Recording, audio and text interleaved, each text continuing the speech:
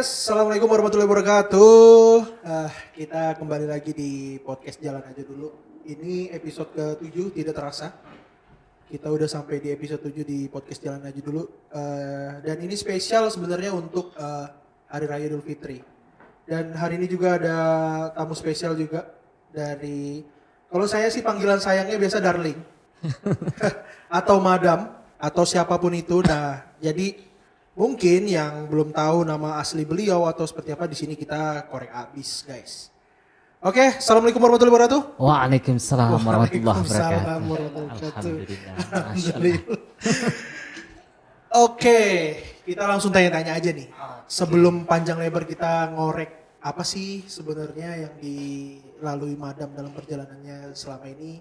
Sebelum itu kita perkenalan dulu. Silahkan, darling. Oke, halo semua peserta lokal vokal podcast. Alhamdulillah. Nama asli saya Ramadan. Ramadan. Sesuai dengan bulan suci suci Ramadan. Ramadan. Iya.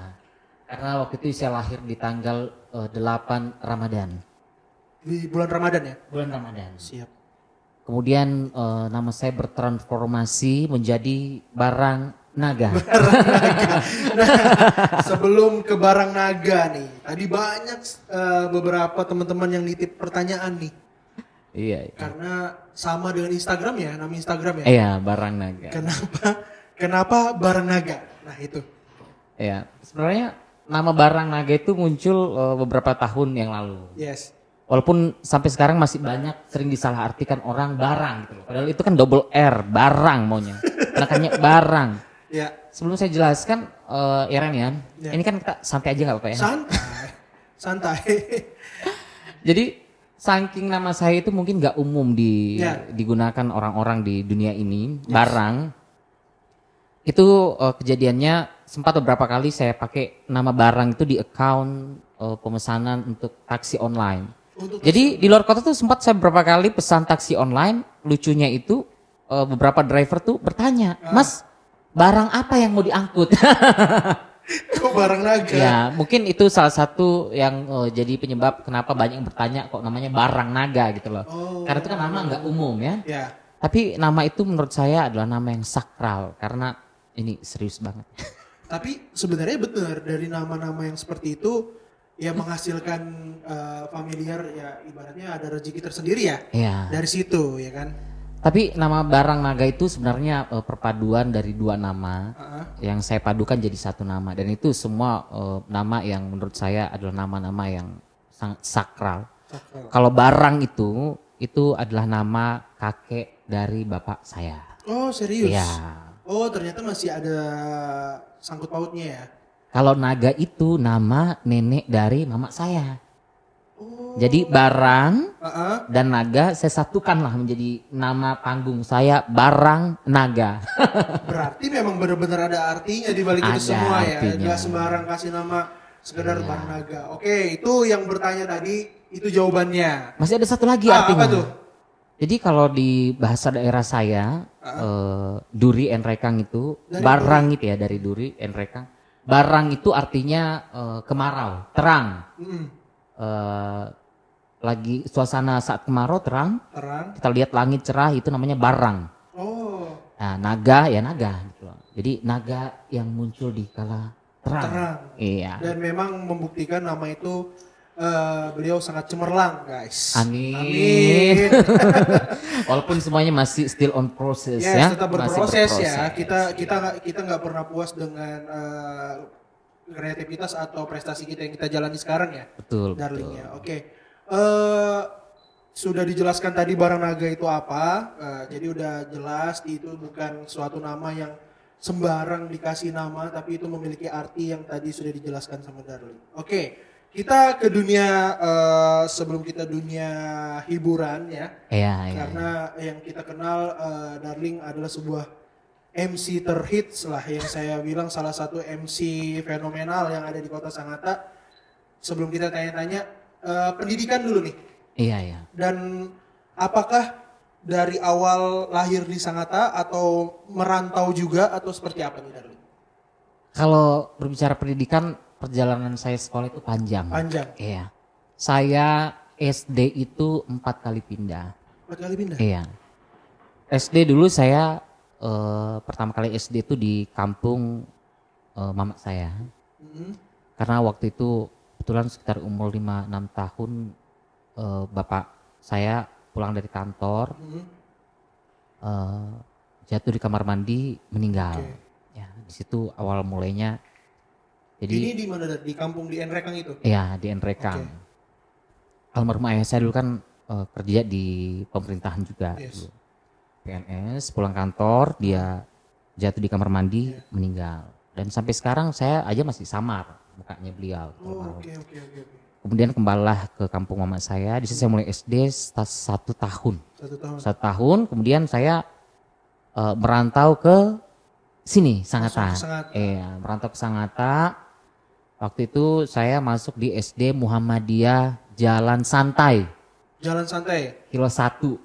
Di kilo 1. Iya. Itu tahun berapa Darling kira-kira pertama kali ke Sangatta? Tahun kalau nggak salah tahun 2000 kayaknya. 2000 ya? 2000. Oke. Kemudian saya situ sekolah 3 tahun. Sampai lulus? Enggak sampai. Kakak saya yang pertama habis merit waktu itu di Masamba, Palopo, datang ke sini. Saya ikut lagi. Pindahlah saya sekolah di Masamba waktu Balik itu. lagi ke Sulawesi lah. Sulawesi, tapi saya ke daerah Masamba. Masamba. Toraja naik, turun lagi ke bawah. Di situ saya 3 tahun SD. Pindah lagi saya ke naik kelas 6, pindah saya ke kampung nenek saya dari bapak saya. Oke. Di situ saya lulus SD, SMP, lulus SD, kemudian lanjut SMP di situ. Kemudian setelah lulus SMP saya kembali lagi ke Sangatta. Iya, masuk di SMA Negeri 1 Sangatta Selatan. Tapi pada saat Darling pindah-pindah, ibu ikut juga? Enggak. Tetap di stay di Sangatta? Ibu tetap stay di Sangatta waktu itu. Lulus SMA di sini. Setelah itu saya SMA mana Darling? SMA Negeri 1 Sangatta Selatan. Oh, Semansel. Semansel. Ayo mana Produk. suaranya? Ini salah satu sekolah yang kontroversial ya pada masanya ya. Masuk waktu angkatan saya masuk siang. Itu angkatan pertama berarti di Semansel? Lain. Oh, masih ada kakak kelas ya waktu itu ya? Iya, sudah ada kakak kelas. Cuman waktu itu saya dapat masih masuk siang. Masuk siang. Iya. Teman-teman yang dari Sangatta seberang itu masih ngerasain sekolah naik ponton, bolak-balik. Kalau banjir nggak bisa sekolah gitu kan.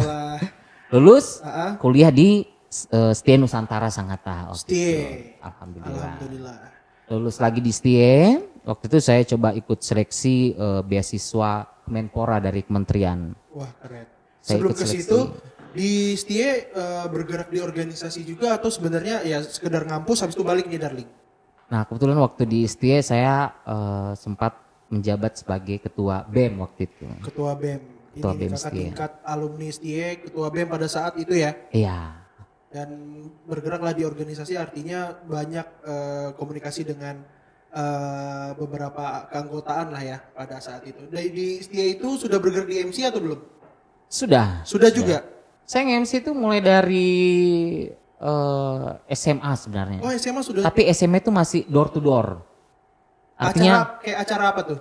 artinya acara dari teman-teman sih misalnya. Oh, iya, Kayak saya pernah diundang acara waktu itu launching Tupperware, itu tantenya teman saya. Awalnya itu karena waktu itu mungkin di zaman saya MC belum serame sekarang kali ya. Jadi karena waktu itu saya suka memang tampil di depan, jadi undangnya betul-betul dari pintu-pintu, kita nggak ada namanya branding media sosial, tidak ada orang kenal melalui musik, nggak ada. Pada saat itu ya, dari teman ke teman aja. Dari mulut ke mulut, teman ke teman. Oke, di Setie bergerak di BEM, terus pada saat itu setelah dari S1 di Setie itu apa sih yang menjadi keinginan Madam? Kayaknya saya harus ngelanjutin pendidikan lagi nih, nggak pernah capek nih dengan pendidikan, itu apa alasannya? Sebenarnya waktu itu untuk melanjutkan pendidikan itu memang ada cita-cita, ada niat. Tapi waktu itu kan saya berpikir kayaknya S1 cukup lah sebenarnya. S1 cukup. Namun waktu sebelum saya lulus, waktu ketua kampus saya, Kak Haji Amransyah waktu itu saya sempat sharing, katanya ini ada beasiswa Kemenpora, kamu coba ikut tes. Beasiswa Kemenpora berarti dari kementerian langsung dari Dari Jakarta? langsung kementerian. Waktu itu saya angkatan kedua. Angkatan kedua dan angkatan terakhir di Universitas Mulawarman. Oke. Karena setelah saya program tuh nggak ada lagi. Nah, yang saya bingung juga, saya jujur baru tahu nih Darling mengenai beasiswa Kemenpora itu karena saya kerja di tenaga kontrak itu kebetulan di Dispora juga Iya. dari 2017 pada saat itu. Nah memang informasi mengenai beasiswa itu nggak sampai atau memang sebenarnya turunannya kemana itu? Langsung ke kampus kah? Atau memang tidak melalui instansi? Ya kalau Dispora kan di bawah naungan Kemenpora juga. Betul, betul. Itu gimana? Kalau dulu sih kayaknya pemahaman saya itu Kemenpora ini memang udah punya program dan itu langsung kerjasama dengan seluruh kampus yang ada di Indonesia. Karena setelah program beasiswa Kemenpora waktu itu semua kampus di Indonesia yang bekerja sama dengan Kemenpora itu ada tapi jurusannya beda-beda. Jadi kayak misalnya saya kemarin ikut seleksi di Unmul. Dan itu jurusannya nggak bisa kita pilih karena udah ada jurusan dari mereka ya. Udah tentuin dan itu misalnya di kampus lain di daerah Makassar misalnya itu jurusannya beda lagi. Jadi beda-beda mereka. Berarti pada saat itu ikut seleksinya di Unmul. Ikut seleksinya di Berarti Unmul. secara tidak langsung kompetitornya se-Kalimantan Timur ya? Ya. Dan semua orang bisa ikut online atau offline pada saat itu? Offline. Offline ya. Offline. Dan waktu itu pesertanya yang ikut juga emang Kalimantan Timur, ada teman saya dari Sebatik lolos juga dari perbatasan, ada yang lulusan dari Universitas di Surabaya juga ada. Berapa orang pada saat itu diambil?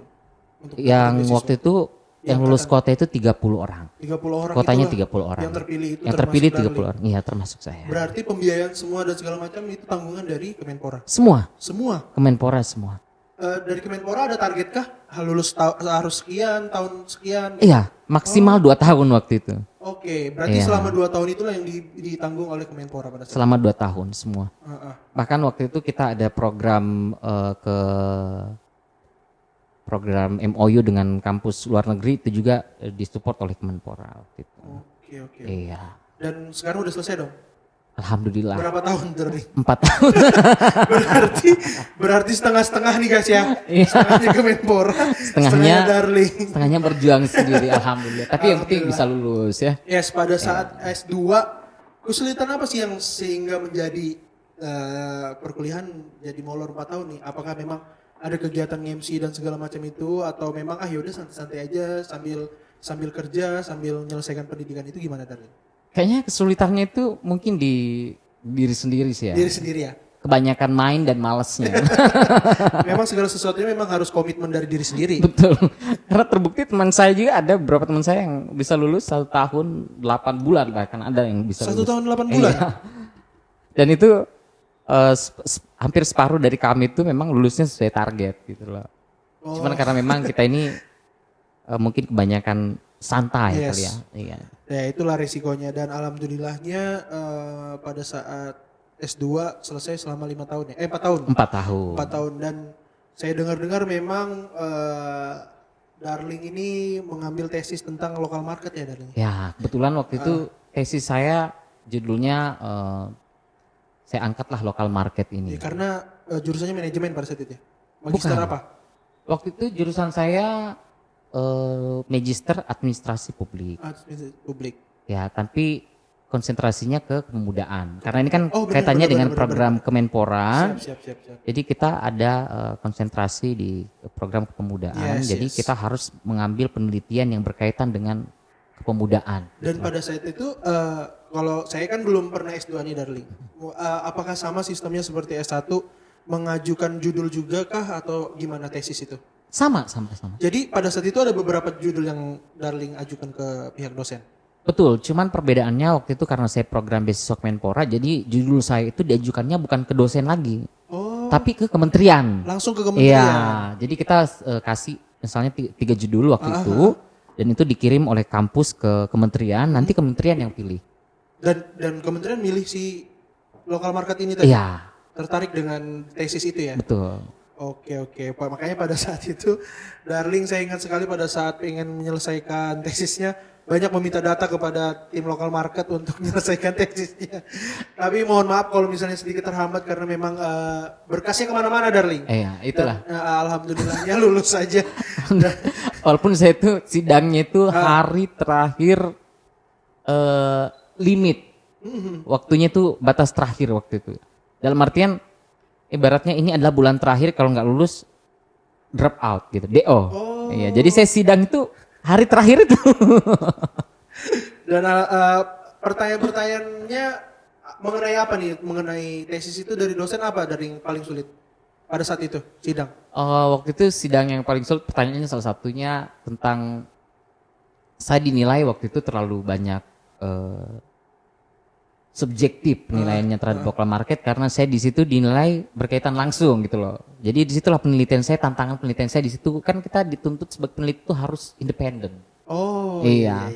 Jadi mungkin dalam penelitian itu karena saya bangga dengan local market, saya terlalu banyak melakukan riset di mana mengunggulkan local market itu sebagai program yang punya potensi masa depan yang besar untuk kalangan pemuda Kutai Timur khususnya. Dan itu terbukti loh sekarang. Iya, semoga amin. Jadi nanti next time kalau saya ketemu lagi dengan dosen penguji saya harus sampaikan gitu. Local market sekarang udah berkembang jauh lebih pesat daripada apa yang dulu saya teliti. Dan buku tesis itu berbentuk seperti skripsi juga itu ya? Iya. Dan itu ada masih? Ada. Di perpustakaan Unmul pasti ada itu ya? Ada. Tesisnya itu masih penasaran tuh. Jadi judulnya apa sih, Darling? Judulnya yang di covernya itu apa jadinya? Judul tesis saya waktu itu. Judul tesis saya waktu itu saya mengangkat mengenai peran pengusaha muda dalam ntar lupa. Iya. Dalam pengembangan UMKM. Pokoknya peran pengusaha muda dalam mengembangkan UMKM atau usaha dari anak-anak muda Kutai Timur mungkin. Peran pengusaha muda dalam boleh Boleh. Ya. Nanti ini kan sama tesis sih. Atau jangan-jangan bayar Darling kita. Enggak lah ya. Karena Darling ini salah satu pada saat itu di Ghost to Campus nih Darling, lokal market Ghost to Campus. Nah itu sebenarnya hal yang bikin kangen juga nih sebenarnya karena udah lama banget nggak ada lokal market Ghost to Campus kan. Iya. Terakhir tahun berapa itu ya? Tahun 2019. Jadi pada saat itu memang keinginan kita pengen menyebarkan suatu hal yang positif juga kepada teman-teman kampus karena masuk nih Darling karena sekolah tinggi ilmu ekonomi kan. Jadi tentang perekonomian atau tentang usaha manajemen usaha itu gimana supaya teman-teman yang di kampus dia ini bisa semangat juga membangun usaha pada saat itu. Dan Ghost to Campus itu adalah pertama kali kalau nggak salah local market ya. Benar. Ya. Gitu. Jadi kita kerja sama-sama BEM. Tapi saya lupa pada saat itu BEM-nya siapa. Yang jelas terima kasih kepada BEM di STIE pada saat itu bisa memberikan wadah kepada teman-teman local market dan pada saat itu yang berjualan anak-anak STIE nih, Darling. STIE, anak-anak STIE yang berjualan untuk mengenalkan produknya. Dan sekarang sih berharap semoga bisa kerjasama lagi sama STIE karena STIE kan sekarang kampus baru ya, gitu. Jadi lebih besar lah lahannya gitu. Sudah ingat judulnya? Sudah ingat. Apa itu? Ya. Boleh saya sebutkan lagi? Sebut, silakan. Pokoknya judulnya agak lumayan panjang. Waktu itu saya kebetulan mengangkat judul tentang peran pengusaha muda dalam menghadapi pengangguran dan implikasinya terhadap ketahanan ekonomi pekerja. Yes. Nah, dan saya waktu itu mengangkat studinya itu pada local market community yang ada di Sangatta, Kutai Timur. Jadi karena saya lihat peran local market ini dalam membuka lapangan kerja itu bagus.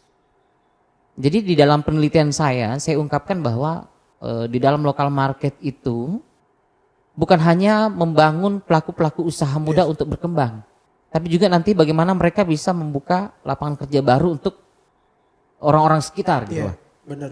Iya, jadi di situ ada kegiatan yang transaksionalnya menguntungkan. Iya, dan bisa semua kalangan itu bisa menikmati dampaknya. Iya, jadi jangan kita berpikir kalau kan banyak perantau masuk Sangatta ini pikirannya lapangan kerja itu cuma perusahaan. Iya, perusahaan. Karena memang itu Darling kesulitannya juga dari beberapa teman-teman yang sudah podcast kemarin dan menanyakan apa sih kesulitannya karena memang saya merasa di Sangatta ini sulit sekali mencari SDM yang mau bekerja di bidang ya salah satunya usaha yang tadi itu F&B ataupun bidang jasa lain karena memang mindsetnya teman-teman semua itu adalah perusahaan Darling. Betul. Itu yang masih kita coba untuk kerja ini juga menghasilkan kok gitu. Jadi itu yang tetap kita dorong gitu loh. Sebenarnya kalau di Sangatta ini ya, kalau saya sih pribadi melihat orang-orang yang datang ke Sangatta ini, yang nggak punya duit itu orang yang nggak mau kerja sebenarnya. Benar. Selama dia mau kerja ya, itu pasti ada duit kalau di Sangatta ini. Ada aja pasti. Karena perputaran duit di Sangatta ini besar. Iya, asal kerjanya halal. Iya. Ya kalau kamu tetap baring-baring aja tetap nggak bisa dapetin apa-apa ya darling ya. Kalau Iya. ya itu nggak mau gerak gitu kan. Ada juga baring-baring dapat duit. Ah itu di Iya. mana? Nah, mungkin bisa dibagi link. Oke, itu dia tadi mengenai pendidikan darling S2 di Unmul ya. Iya, Di Unmul Administrasi Publik. S2 alhamdulillah. 4 tahun dan pada saat itu sambil bekerja juga. Sambil Di mana darling? waktu itu saya sambil bekerja di pemerintahan sebagai honorer juga waktu Honorer. itu. Honorer. Sudah berapa tahun jadi honorer? Sudah hampir 7 tahun. 7 tahun. Iya. Nah ini isu-isunya ada P3K kan? Iya. Berarti tidak mau pengen ngelepasin ini barang nih. Maksudnya TK2D nggak tetap menjadi hal yang inilah bisa menjanjikan lah ke depannya. Dan alhamdulillah kemarin ada seleksi lulus. Lulus? Iya. P3K? Alhamdulillah. Alhamdulillah. Kita beri selamat dulu kepada Darling. yang Alhamdulillah. sudah P3K ternyata udah senior aja. Aku masih TK2D soalnya Darling. Dan lulusnya itu kebetulan posisi jabatannya itu ya sebagai peneliti juga. Peneliti? Peneliti. Itu lebih ke instansi mana? Waktu itu kemarin saya lulus di BRIDA, Berida. Badan Riset Daerah. Badan Riset Daerah. Iya. Dan itu ada di Kutai Timur. Di Kutai Timur. Di Kutai Timur. Itu kapan mulai peralihan ke P3K kader? Ini mungkin kalau nggak April, Mei mungkin ya. Sudah resmi menjadi Sudah P3K. resmi, Dan tinggal tunggu pelantikannya? pelantikan.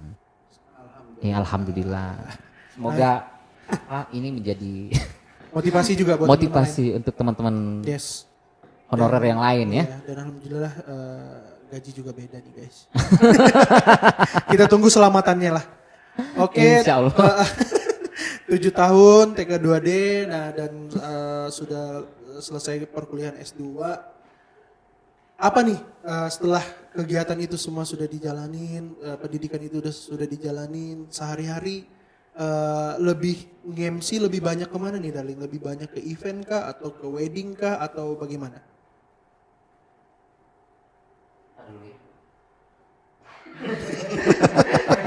Bersinnya enggak bersuara guys.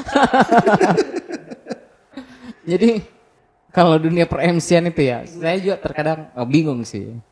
Kalau dibilang MC lebih banyak mana, karena selama ini saya juga untuk profesi MC itu kan saya ambil sebagai profesi yang pendukung ya, pendukung. Dalam artian itu tidak saya jadikan sebagai profesi ya profesional yang menjadi hal utama untuk saya berkarir gitu loh. Tapi karena saya memang hobi dengan dunia per-MC-an, dengan dunia speaking, ya.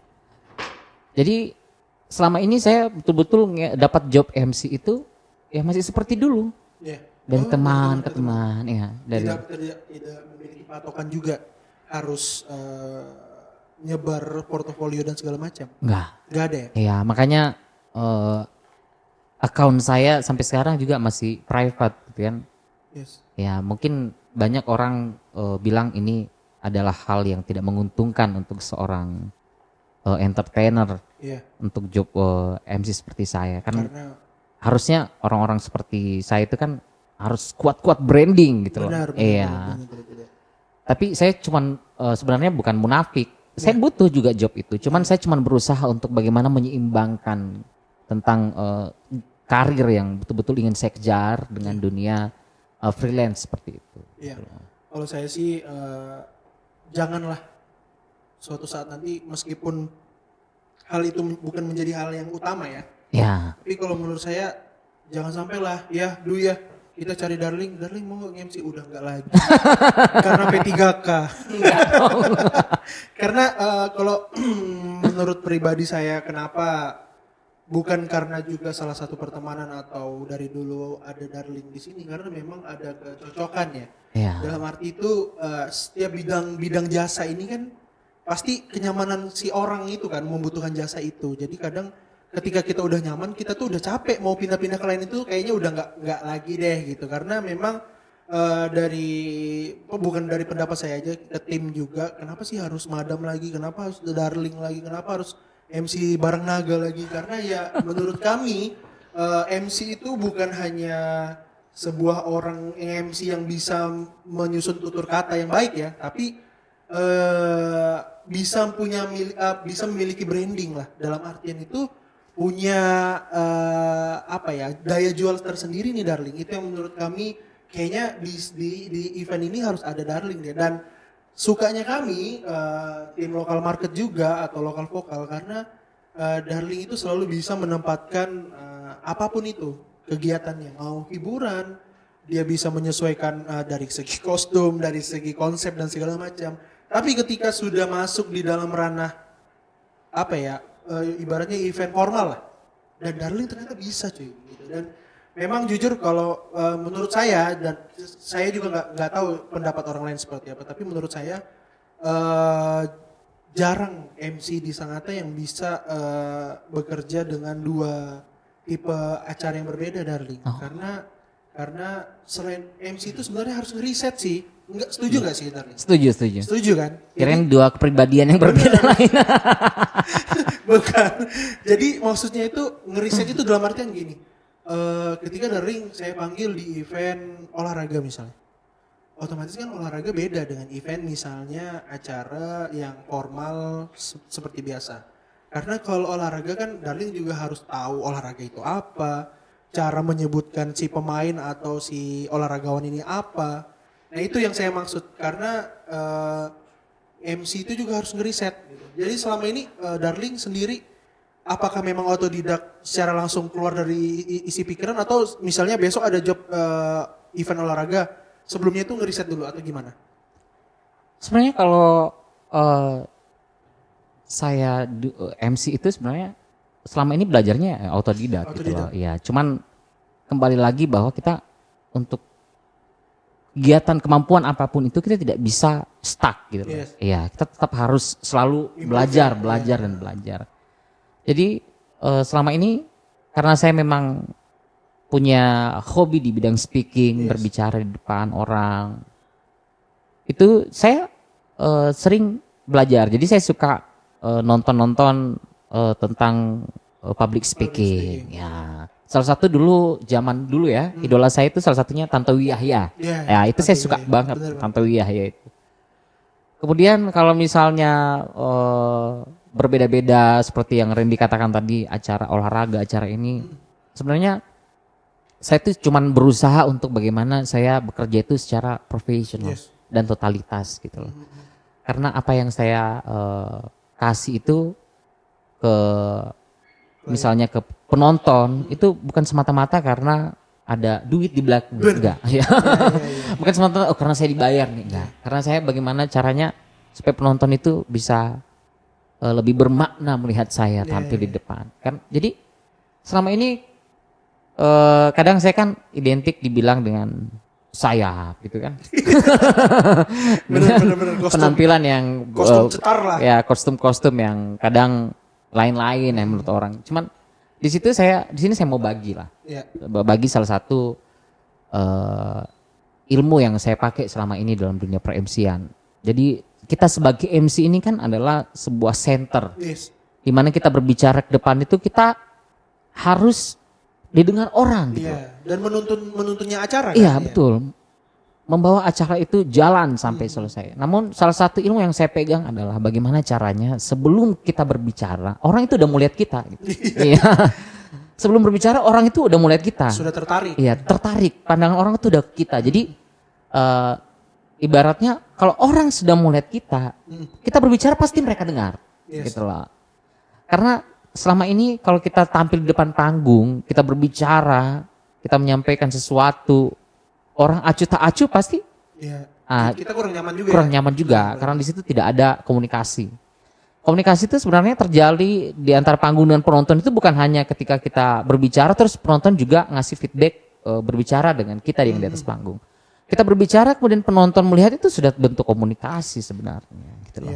Dan salah satu penghargaan buat kita sebagai MC, ketika kita ngomong si audiens ini memperhatikan kita ya. Betul. Gitu, cuma sebatas itu aja gitu, nggak perlu lebih lagi gitu. Ya. Gitu. Oke. Jadi maksudnya dari Darling tadi ini sebelum dia ngomong aja nih karena pakaiannya udah cetar. Jadi sebelum dia ngomong orang juga sudah memperhatikan itu kan gitu.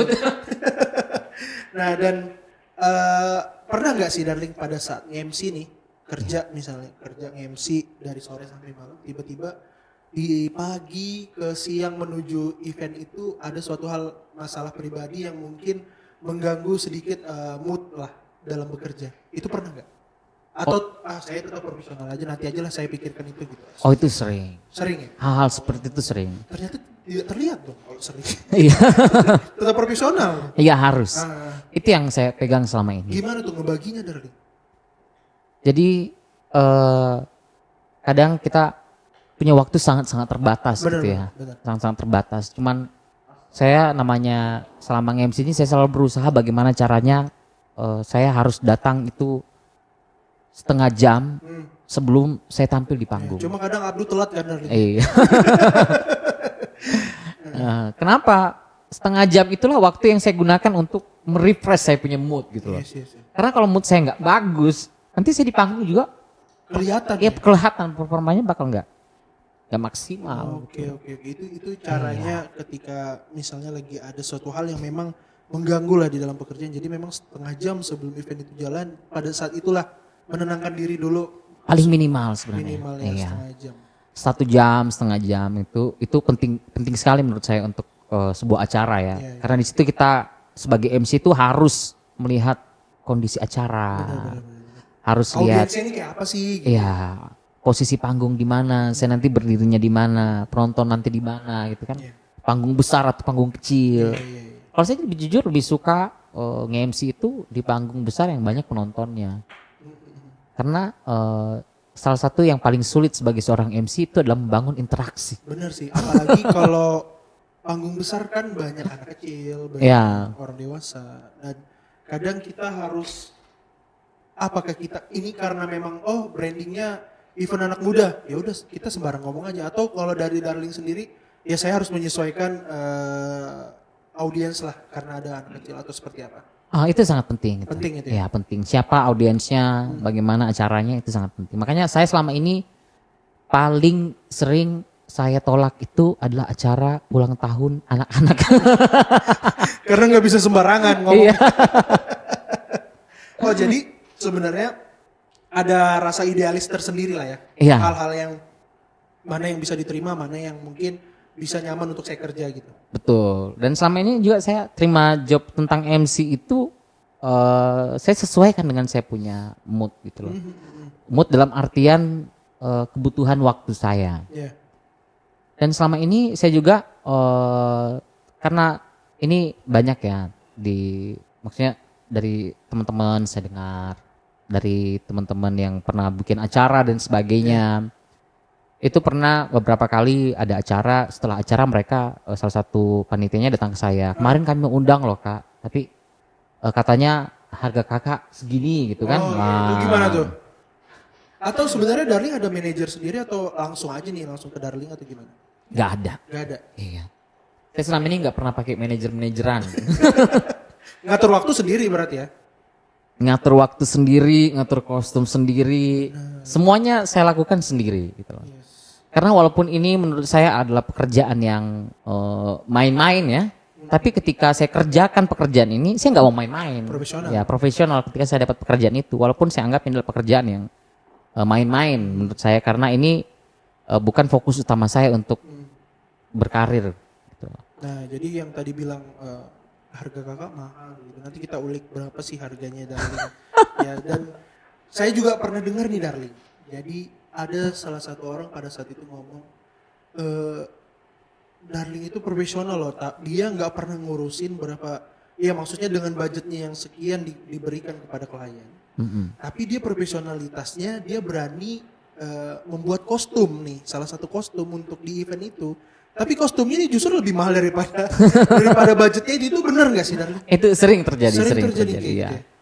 Itu jadi sebenarnya niat saya bekerja sebagai MC itu dulunya adalah di samping sebagai salah satu ini ya bisa berpenghasilan ya, menambah penghasilan, saya juga berpikir apapun pekerjaan saya harus bisa bermanfaat untuk sesama gitu loh. Yes, dan kostum itu sendiri secara tidak langsung invest juga ya. Iya. Dan bisa dipakai kapanpun kalau misalnya bisa.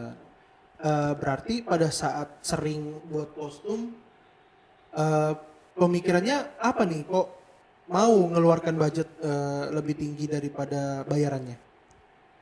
Tergantung kondisi. Kondisi. Jadi ada beberapa tipe acara yang menurut saya nggak lihat lagi profit di situ, nggak lihat untung. Okay. Salah satu contohnya acara-acara sosial yang bersifat sosial, yang bersifat non profit. Bahkan kalau acara-acara amal itu saya tidak matok. Yes. Bahkan saya nggak usah bayar gitu loh. Dan saya bersyukur bisa diundang acara amal itu, dalam artian di situ saya berperan gitu loh. Berperan untuk berbuat kebaikan. Jadi saya dapat yang kayak saya kejar bukan bayarannya lagi. Yes. Tapi amalnya gitu loh kayak. Benar. Dengan kemampuan yang saya punya, saya bisa beramal gitu loh. Kemudian untuk acara-acara sosial itu kadang saya lihat ini acara kan kadang mereka minta bantu, kami bisa dibantu nggak kakak gitu kan. Jadi saya mencoba untuk membantu sesuai dengan kemampuan yang saya punya. Jadi berapapun misalnya budget mereka, karena saya tahu ini acara sosial misalnya kan, acara organisasi kepemudaan, acara organisasi masyarakat misalnya, itu saya bantu. Dan saya lihat acaranya. Kalau memang yang seperti saya bilang tadi, walaupun ini kerjaan main-main, tapi kalau saya sudah kerjakan itu, saya nggak boleh main-main gitu. Iya. Saya harus profesional. Meskipun ini acara sosial dan memang nggak ada bayarannya, saya harus tetap jadi MC profesional. Betul. Dan perlu diketahui juga berarti Darling ini guys, jadi kalian kalau mau buat event sosial ataupun event komunitas yang mungkin non profit lah ya. Jadi di situ Darling tidak mematok harga ya, Darling ya, tidak bisa siap membantu dan bisa ya kalau bisa dibilang memberikan pelayanan untuk bukan mencari dari segi profit lagi. Gitu. Ya. Dan kalau saya ditanya harga memang ya bingung gitu. Ada juga beberapa acara yang memang saya kasih standar minimum harga. Yes. Karena acara tipe seperti itu misalnya wedding ya. Wedding selama ini saya kasih standar minimum harga. Standarnya berapa tuh? Iya. Standarnya berapa, Dar? Standarnya itu ya minimal cukup untuk bikin kostum ya. Cukup untuk transport yang biasanya beban harganya itu paling banyak di baju sih. Di baju. Iya, karena ini kan menurut saya ini adalah acara wedding. Yes. Dalam acara pernikahan, nomor satu yang harus dilihat oleh undangan itu adalah pengantin.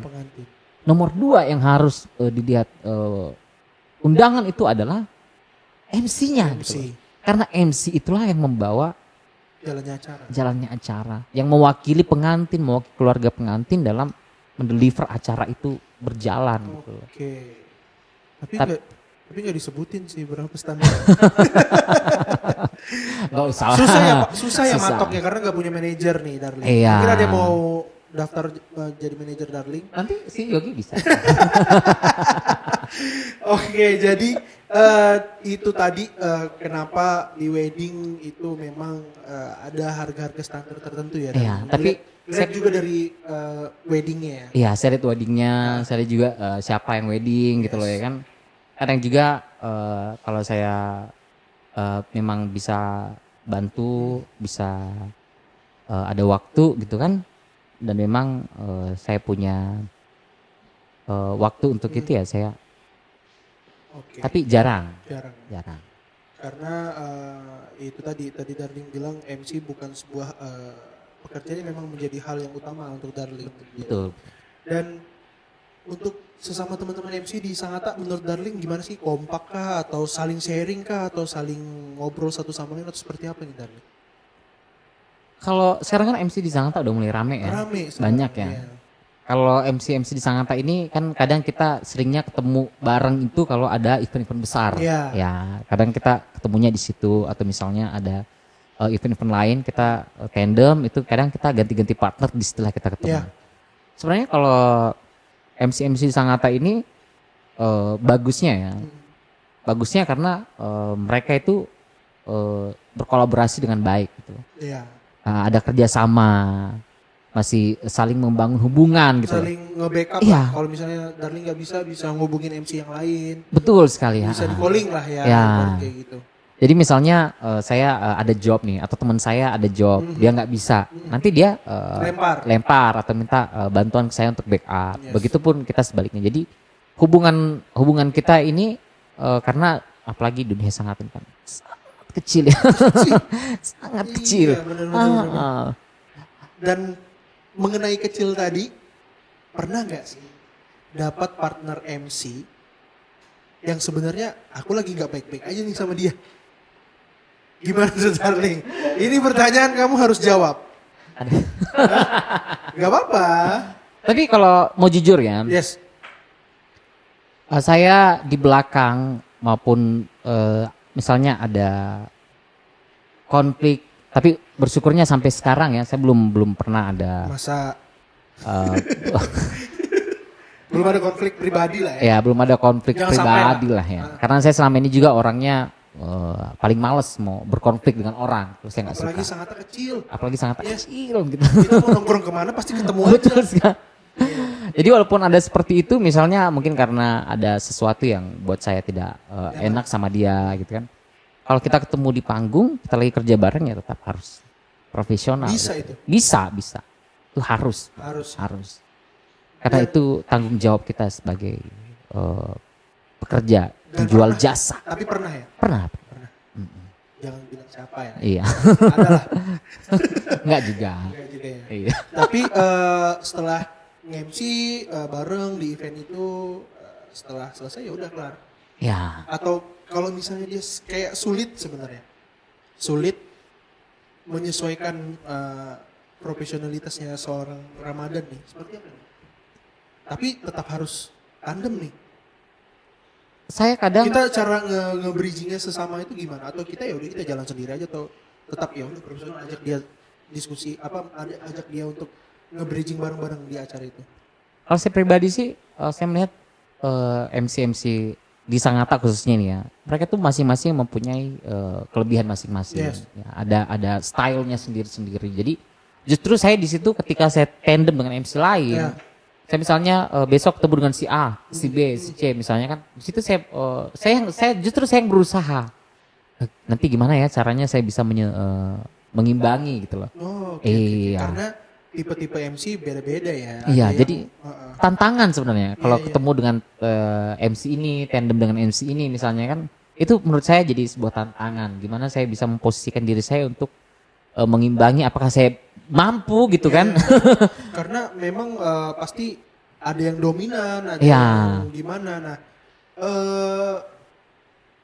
salahkah sebenarnya kalau misalnya sebelum event berjalan sesama MC briefing dulu nih, nanti saya ngambil yang di sini, nggak mau ambil yang di sini, itu gimana?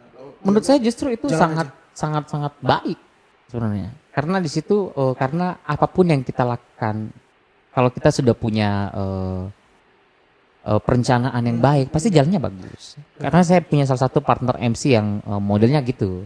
Jadi kita sebelum naik di panggung, sebelum mulai acara kita di backstage biasanya udah briefing. Nanti kita gini ya, openingnya gini ya gitu. Nah itu ada itu yang tipenya komunikatif orangnya. Ya, ada juga yang kita di belakang ya udah terima misalnya rundown acara, udah diam-diam masing-masing, nanti ketemu di panggung langsung aja. Ya sama kayak judul podcast ini, jalan aja dulu ya. Yang penting jalan gitu. Iya, jalan aja dulu sambil kita tanya-tanya apapun itu. Iya. Gitu. Dan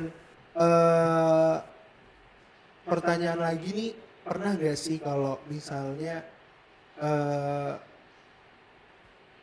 lagi jalan event nih, lagi nge-MC bareng nih, tapi kok kayaknya kamu dominan banget ya dalam hati. Iya. Nah itu madam langsung sharing kah, memberitahu atau ya udahlah jalanin aja nggak apa-apa, saya kurang ngomong juga nggak apa-apa. Dulu dulu Takutnya gini, kalau di Sangatta ini takut salah artikan sih madam ya. Kayak kadang kalau kita sharing dibilang nanti kita menggurui. Iya betul. Jadi Padahal kita ya udah biar sama-sama enak nih gitu. Kalau dulu saya memang tipe orang yang suka MC itu lebih suka sendiri sebenarnya dulu. Enggak, jarang mau tandem. Jarang mau tandem. Kalaupun dapat teman tandem itu ada teman tandem yang lebih dominan itu dulu saya merasa kayak enak juga ya. Jadi di panggung itu kayak jadi patung aja gitu kan. Iya, disambar terus. Tapi makin kesini tuh saya malah makin senang gitu loh. Makin senang. Senangnya kalau dapat teman tandem itu yang dominan. Jadi saya nggak capek. Gaji buta aja. Tapi bukannya. Tapi nanti kalau mereka udah udah capek sendiri pasti ngode itu. Tapi bukannya sulit ya, Madam, pada saat megang sebuah event tapi sendiri nggak ada teman tandem. Karena kan pasti MC kan juga harus full ya, maksudnya acara itu nggak kosong ya. Apalagi kalau misalnya nunggu pejabatnya agak lama, kadang kan. Nah itu kadang kalau kita nggak ada teman tandem kan sulit tuh. Apalagi yang mau kita bahas ini gitu loh. Nah itu mana si Abdu tadi? Ya, Abdu salah satunya di local market ya. Di local market paling sering. Local market, saya ingat banget kebetulan YouTube-nya local market itu ada di Diskominfo atau Kominfo Kutai Timur. Saya perhatikan pada saat itu memang pada PB Putri itu jalanan macet banget, darling. Ya. Jalanan macet banget sampai pejabat itu Pak Wakil pada saat itu kesulitan untuk lewat, sampai pada saat itu saya disuruh jemput pakai motor. Ya. Ternyata beliau sudah dijemput sendiri dari Dinas Perhubungan untuk hadir ke acara penutupan lokal market pada saat itu. Nah makanya kita sampai bingung, saya juga sampai komunikasi sama Abdu, bagi aja kuis atau seperti apa. Karena pada saat itu memang selesai acara, Abdu ada ngelapor ke saya, darling. Dia bilang, Madam tadi marah katanya. Karena bingung kan ya. Itu gimana tuh, Madam? Betul, karena tapi kalau kondisi seperti itu kita ada partner enak gitu kan. Iya benar. Ya. Cuman untungnya acara-acara sekarang kan udah banyak pakai event organizer ya. Benar. Ya, itu untungnya sekarang acara-acara Jadi sekarang. enak komunikasinya ya? Enak komunikasinya. Jadi ada yang bantuin kita di belakang. Ada tim kreatif yang berpikir. Dulu acara-acara itu kan jarang pakai IO ya. Iya, acara-acara event. Nggak terkonsep lah ya. Nggak terkonsep. Malah MC yang menyusun konsep. Pokoknya kita diserahkan semua ke MC. Tanggung jawabnya besar banget MC. Double job jadi. Double job. Jadi semua kita harus yang berpikir. Iya. Jadi luar biasa mungkin dari pengalaman-pengalaman itu ya. Yang punya. Memang MC itu sebenarnya jam terbang ya. Selain kita harus banyak cari inspirasi, memang MC itu dipengaruhi oleh jam terbang. Semakin banyak pengalaman-pengalaman sakit yang pernah kita lewati dan laluin, itulah yang membuat kita banyak punya ilmu hidup tentang per-MC-an. Jadi kita bisa mampu untuk improvisasi, dan itu yang kadang susah. Nah, lanjut pertanyaan, kalau misalnya udah lama nih, pernah nggak sih dapatin pengalaman yang kurang enak dari audiens yang mungkin ada berkata kasar tentang MC atau seperti apa itu? Apakah Madam ladenin atau ya udah cuekin aja, kita cari audiens yang mungkin bisa bekerja sama dengan kita? Kadang kan ada yang, woi lama, artisnya lama, udah kamu gak usah banyak bacot, kayak gitu tuh. Pernah nggak sih? Itu ada aja terdengar sebenarnya di Sering. Sering ya terdengar. Sering. Apalagi kadang apa yang kita misalnya acaranya apa, tipe penonton yang datang siapa gitu kan. Iya. Ibaratnya contohnya kita acara ini acara bintang tamunya pop nih kan. Iya. Terus penontonnya ini penonton aliran koplo semua yang datang. Ya kan? Yang brutal nih. Brutal semua yang datang. Jadi di situ tantangan kita sebagai seorang MC itu adalah kita jangan sampai terbawa dengan suasana seperti itu gitu loh.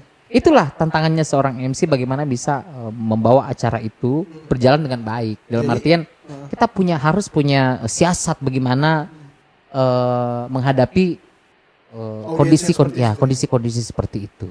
Jadi kalau ada audiens yang kadang teriak-teriak lama gitu kan, apalagi dia padahal sebenarnya yang dia nggak tahu itu apalagi artis ya, karena artis itu nggak mungkin mereka masuk langsung main cuy gitu kan. Karena mereka juga harus mempersiapkan alat dan segala macam. Memang kadang edukasi itu yang harus disampaikan kepada penonton sebenarnya. Cuman seperti Darling bilang tadi, kita juga sebagai MC jangan baper ya. Jangan. Nggak boleh. Benar. Justru kita harus bagaimana caranya kita bisa membawa mereka Ya udah have fun lagi nih. have fun lagi gitu loh. Iya. Karena memang penonton di Sangatta ini dia saya dengar dari teman-teman Bontang, katanya anak-anak band Bontang yang ngisi di Sangatta ya. Audiens di Sangatta itu nggak seperti di Bontang. Karena mereka senang main di Sangatta karena audiens di Sangatta itu lebih menghargai mereka pada saat perform. Ya. Contohnya seperti tepuk tangan dan segala macam. Tapi kalau di Bontang katanya ya udah diam gitu. Jadi kadang pengisi juga terganggu dengan hal-hal yang kayak gitu. Tapi ketika mereka pada saat itu main di Bukit Pelangi justru malah keluarga-keluarga yang pada saat itu nonton pada duduk semua nih gitu. Jadi dan syukurnya event-event yang mungkin seperti Madam bilang tadi bukan aliran-aliran yang memang mungkin musik koplo dan segala macam itu masih aman aja lah ya. Masih aman aja. Dan pertanyaan terakhir, menurut Madam di 2024 ini sebenarnya ada target lagi kah atau ada keinginan yang memang belum tercapai, dan salah satunya kan yang P3K ini salah satu doa juga dari Madam ya, dan pada akhirnya lulus ya. Ya salah satu pencapaian juga lah ya, alhamdulillahnya bisa lulus menjadi pegawai P3K. Dan mungkin selanjutnya di 2024 hal apa sih yang pengen Madam ini belum tercapai nih, suatu hal ini yang belum tercapai itu apa? Kalau saya pribadi sih untuk tahun ini ya, khususnya pengen fokus di karir profesional saya. Gitu. Kalau untuk keinginan-keinginan di masa depan itu sebenarnya banyak. Tapi namanya kita, kalau saya selama ini kan berpikirnya banyak berpikir simpel aja. Simpel. Saya nggak terlalu suka berpikir yang ribet, ruwet. Jadi saya suka menghadapi apa yang terjadi sekarang. Hasil yang saya dapat sekarang tuh ya lebih banyak bersyukur aja. Ya. Dan untuk tujuan saya 2024 ini lebih banyak ke orang tua aja sih. Orang tua, keluarga, ya, teman-teman terdekat. Gitu. Dan terutama karena kita ini kan kita hidup itu kalau bisa jangan menjadi beban orang lain gitu loh. Jadi makanya saya mulai 2024 ini ya bagaimana caranya saya bisa fokus untuk memperkuat pondasi saya sendiri gitu. Dan ya nggak mau, dalam artian nggak, kita hidup jangan bikin susah orang lah ya. Betul. Kalau kita bisa menguntungkan buat orang ya lebih bagus. Gitu. Dan di sini mungkin ada juga pertanyaan, Madam sering ngumpul di mana sih? Gitu. Kumpulannya di mana sih? Gitu. Kadang ngelihat Madam itu ya hanya sebatas acara event besar, misalnya kayak gitu. Mungkin bisa di-spill kalau siapa tahu ada fans-fansnya Madam di sini mau berjumpa atau mau sharing MC itu seperti apa ya, biasanya datang kemana sih? Kalau beradaannya. Sebenarnya kalau saya sih setiap malam itu, bukan setiap malam ya, kalau ada waktu-waktu kosong itu saya biasanya ada di Pandawa Coffee Shop. Ya. Punya Bang Ricky situ. Jadi kadang juga di situ, kenapa saya suka di situ karena seperti kata Randy gitu kan, kadang ada teman-teman. Jadi di situ tempat dimana saya merasa saya ketemu banyak orang yang nggak janjian gitu. Dan kadang pertemuan-pertemuan yang seperti itulah yang banyak manfaat gitu loh. Jadi kita bisa sharing di situ, bisa bertukar pikiran. Saya lebih suka pertemuan-pertemuan seperti dan itu. Memperbanyak relasi juga gitu, karena dari pertemanan atau relasi yang luas itu ya kita nggak bisa pungkiri. Rezeki bisa masuk dari situ cuy. Nah, ya kan? Itulah yang saya sering kadang sampaikan ke teman-teman terdekat saya, bahwa rezeki itu sebenarnya bukan cuma tentang duit gitu loh. Iya, teman itu juga rezeki. Hubungan baik dengan orang itu rezeki gitu. Kalau temannya merugikan? Ya cukup dijauhi aja darinya. Iya, gak perlu diperpanjang dan segala macam. Betul. Oke, itu tadi Darling sering mungkin yang bertanya ngumpulnya di mana atau mau bersapa atau menyapa Darling, siapapun ya Darlingnya, kalau ketemu di jalan, kalau siapapun baru ketemu sekali atau gimana, jangan pernah takut atau ya udah tegur aja ya gitu. Dan ngumpulnya di Pandawa. Pandawa Coffee Shop. Di Pandawa Coffee Shop di samping Bandiraya tuh guys. Tapi sebenarnya kalau mau ketemu lain kali tegur duluan ya. Karena saya orangnya pemalu. Pemalu. Dan pelupa. Jadi tadi mengenai resolusi atau keinginan yang diinginkan oleh Madam di 2024 itu sebenarnya pengen lebih ke dunia pekerjaan profesional, kemudian ngumpul bareng keluarga ya dan tetap berteman dengan siapa aja, mencari relasi atau teman itu bagian dari rezeki itu tadi yang Darling bilang, bukan hanya sebatas uang dan segala macam. Dan Darling juga sudah deal-dealan juga ya sama Abdi ya. Untuk lokal market 2024 ketemu lagi sama Darling. Kita nggak tahu kostumnya seperti apa. Dan saya bisa bilang terima kasih banyak selama ini sudah bisa mau bekerja sama dengan tim teman-teman lokal market atau lokal vokal. Dan ini juga kebetulan mau lebaran Darling. Mohon maaf selama di perjalanan event itu ada hal-hal yang mungkin tidak menyenangkan bagi Darling. Mohon dimaafkan baik dari teman-teman tim lokal vokal atau lokal market, dari saya pribadi dan teman-teman yang lain gitu. Dan lebaran di Sangatta. Alhamdulillah. Di Sangatta aja. Kirain balik ke NRK. Dan terima kasih sudah menyempatkan waktunya di lokal vokal atau jalan aja dulu. Dan di sini terima kasih banyak sudah bisa hadir, bisa menceritakan sedikit tentang apapun itu yang sudah dijalani oleh Madam ya. Ya. Dan kata Madam itu juga saya pernah dengar dari teman-teman, kenapa dibilang Ramadan itu Madam? Karena saking dewasanya beliau guys. Jadi beliau ini ada salah satu kalau bisa dibilang panutan nih katanya. Bener nih, serius saya dengar seperti itu Darling. Jadi kenapa dipanggil Madam? Karena mereka merasa Darling bisa mengayomi teman-teman, dalam artian bisa memberikan saran ataupun mengingatkan lah ya gitu. Jadi itu tadi prinsipnya Madam, jangan merugikan teman atau menjadilah orang yang bermanfaat bagi siapapun. Masukan terakhir untuk teman-teman per-MC-an atau dunia event, apa nih yang pengen diharapkan untuk pemuda-pemuda Kutai Timur yang ada di luar sana?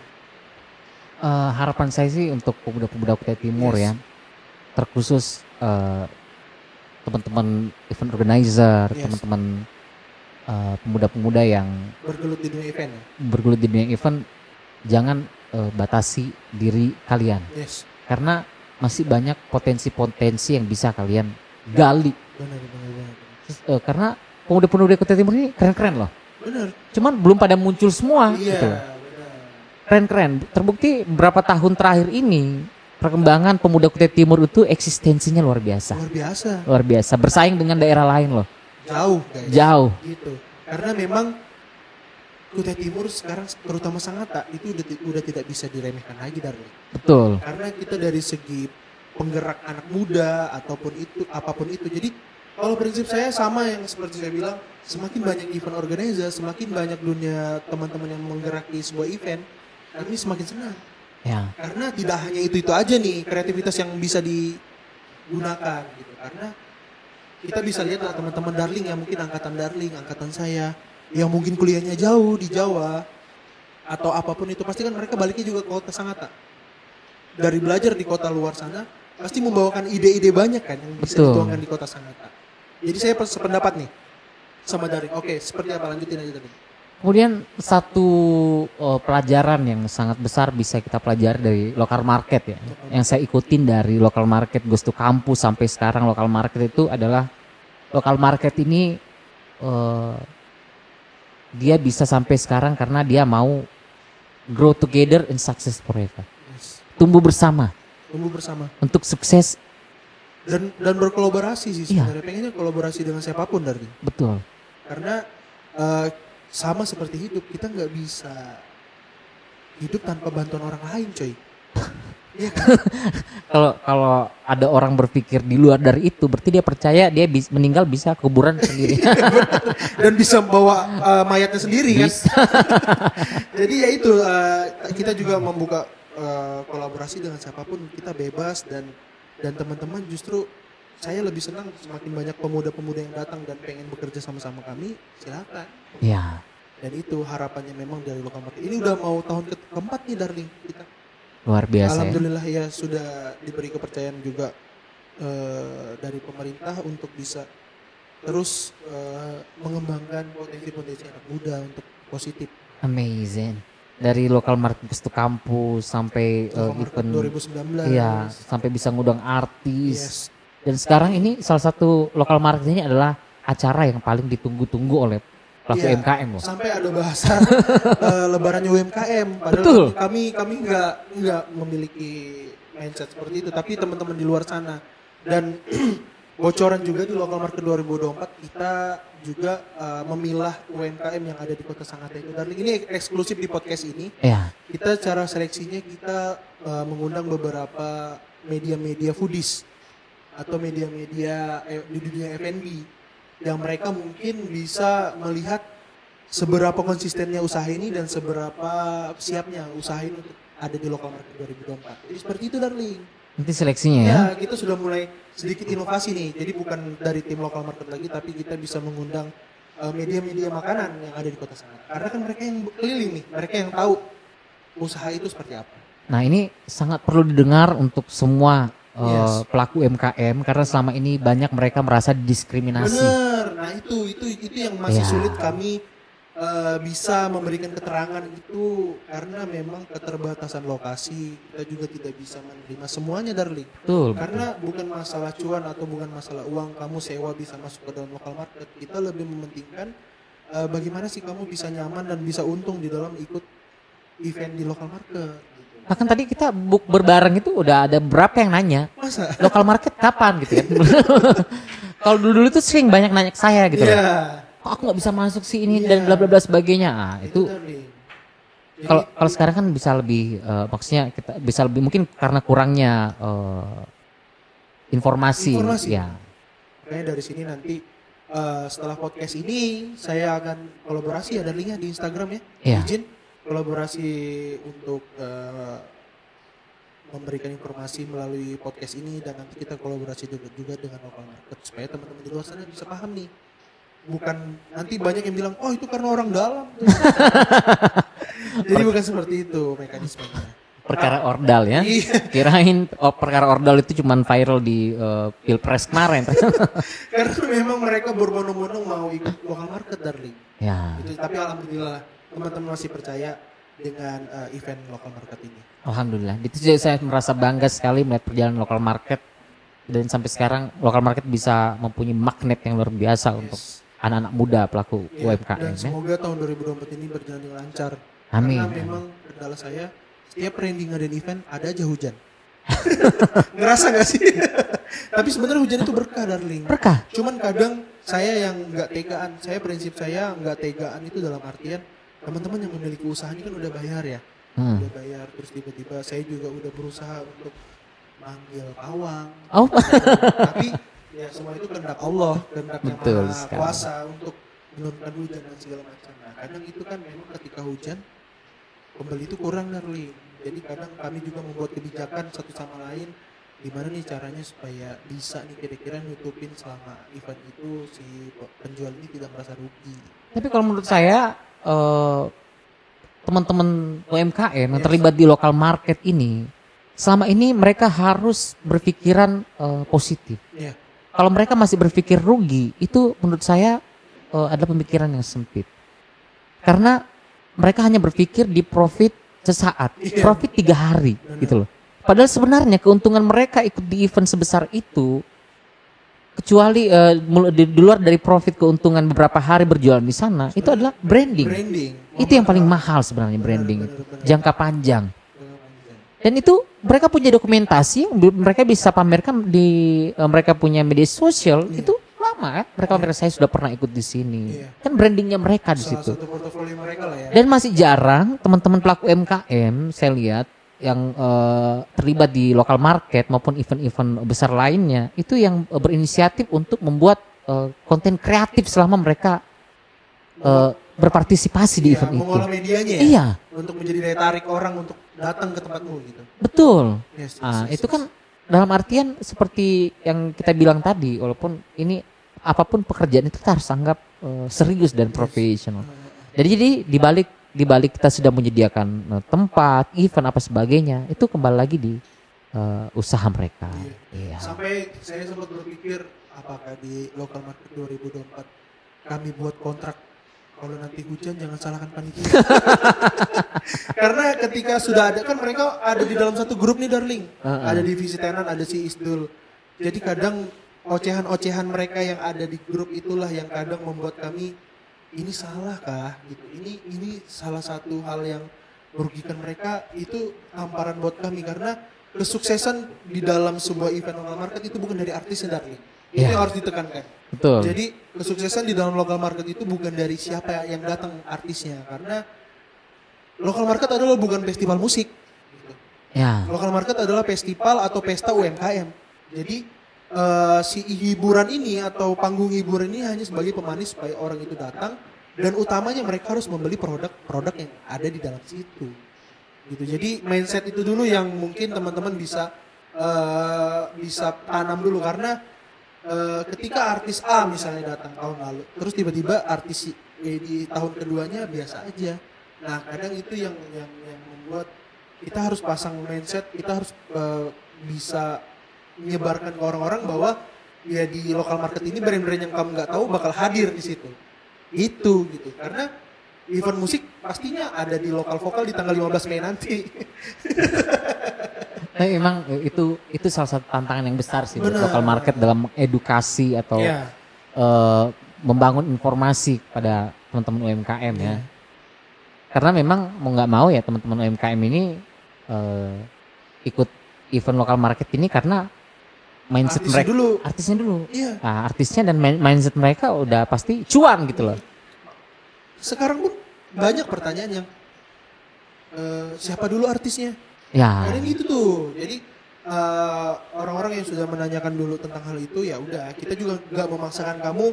Ya udah sok, kalau misalnya memang kamu nggak masuk dengan artisnya dan menurutmu tidak nutup, kami bisa cari yang lain. Iya, awalnya gitu nanya kan siapa dulu sih artisnya? Iya, nanti kalau udah nggak masuk baru dia ngomong.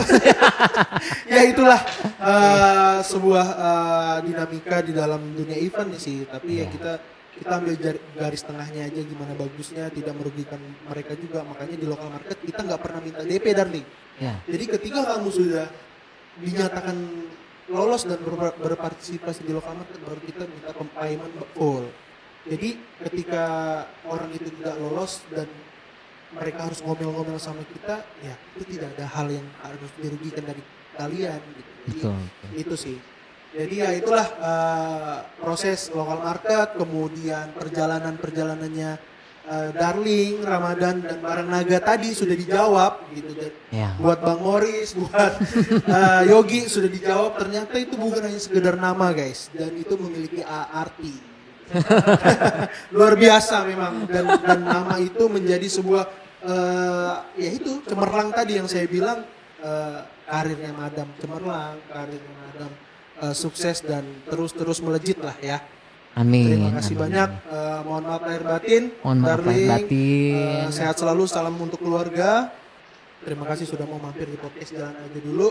Dan ini edisi ke-7 spesial Idul Fitri. Terima kasih guys. Wassalamualaikum warahmatullahi wabarakatuh. Bye bye.